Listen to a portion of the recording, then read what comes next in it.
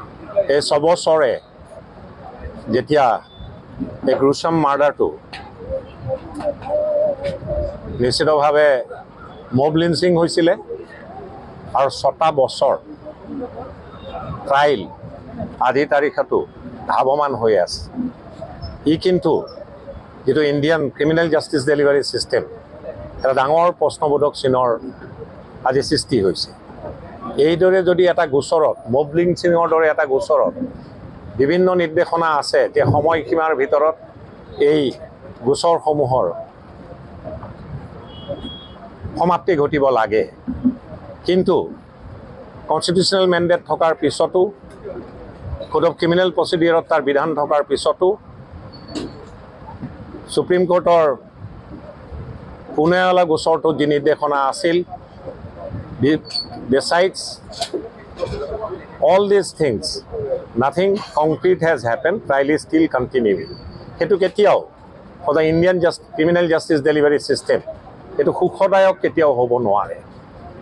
এতিয়া পৰিয়ালৰ যি সদস্যবৃন্দ ন্যায়ৰ অপেক্ষাত আজিও ৰখি আছে, তেখেতসকলৰ খালি এটাই মনত প্ৰশ্ন, কোন সময়তে ট্ৰায়েলটোৰ পৰিসমাপ্তি ঘটিব, সফল পৰিসমাপ্তি। ৰায়দান পিতৃ মাতৃয়ে কৈছে যিয়ে নহওক দুখীয়ে শাস্তি পাব লাগে, আৰু দুখীয়ে যদি দোষ কৰা নাই নিশ্চিতভাৱে আদালতে যি ৰায়দান দিয়ে তাতেই তেওঁবিলাকে সুখ প্ৰকাশ কৰিব। খালি সেই সুখ প্ৰকাশ কৰাৰ দিনটো চমু চাপি আহিব লাগে, অৰ্থাৎ জাজমেণ্টৰ ডেটটো যিটো ডি ডে বুলি কোৱা হয় সেইটো যাতে অনতিপলমে আহে, তাৰ বাবে তেওঁবিলাক আশাবাদী। আৰু এইটো নিশ্চিতভাৱে পৰিয়ালবৰ্গই যি বক্তব্য ৰাখিছে তাক অসমৰ সমূহ ৰাইজে তেখেতসকলক ধন্যবাদ দিব লাগিব, কাৰণ তেখেতসকলে এই কথাটো কৈছে the Indian justice delivery system, তেওঁলোকে যদি দোষ কৰা নাই খালাচ পাব লাগে, আৰু দোষ যদি কৰিছে কঠোৰতকৈ কঠোৰতম শাস্তি পাব লাগে। খালি ডি ডে যিটো জাজমেণ্টৰ ডে সেইটো অনতিপলমে আহি পাব লাগে। ইমানে এই 6 বছৰে যেতিয়া এই গ্ৰুছাম মাৰ্ডাৰটো নিশ্চিতভাৱে মব লিঞ্চিং হৈছিলে আৰু 6টা বছৰ ট্ৰায়েল আজি তাৰিখতো ধাৱমান হৈ আছে। ই কিন্তু যেটো Indian criminal justice delivery system এটা ডাঙৰ প্ৰশ্নবোধক চিনৰ আজি সৃষ্টি হৈছে। এইদৰে যদি এটা গোচৰত মব লিঞ্চিঙৰ দৰে এটা গোচৰত বিভিন্ন নিৰ্দেশনা আছে যে সময়সীমাৰ ভিতৰত এই গোচৰসমূহৰ সমাপ্তি ঘটিব লাগে, কিন্তু কনষ্টিটিউচনেল মেণ্ডেট থকাৰ পিছতো কোড অফ ক্ৰিমিনেল প্ৰচিডিউৰত তাৰ বিধান থকাৰ পিছতো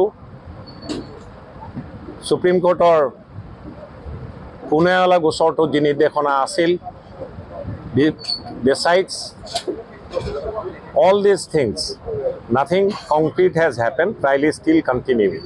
হেতু কেতিয়াও for the Indian criminal justice delivery system, হেতু সুখদায়ক কেতিয়াও হ'ব নোৱাৰে। এতিয়া পৰিয়ালৰ যি সদস্যবৃন্দ ন্যায়ৰ অপেক্ষাত আজিও ৰখি আছে, তেখেতসকলৰ খালি এটাই মনত প্ৰশ্ন, কোন সময়তে ট্ৰায়েলটোৰ পৰিসমাপ্তি ঘটিব, সফল পৰিসমাপ্তি। ৰায়দান পিতৃ মাতৃয়ে কৈছে যিয়ে নহওক দুখীয়ে শাস্তি পাব লাগে, আৰু দুখীয়ে যদি দোষ কৰা নাই নিশ্চিতভাৱে আদালতে যি ৰায়দান দিয়ে তাতেই তেওঁবিলাকে সুখ প্ৰকাশ কৰিব। খালি সেই সুখ প্ৰকাশ কৰাৰ দিনটো চমু চাপি আহিব লাগে, অৰ্থাৎ জাজমেণ্টৰ ডেটটো যিটো ডি ডে বুলি কোৱা হয় সেইটো যাতে অনতিপলমে আহে, তাৰ বাবে তেওঁবিলাক আশাবাদী।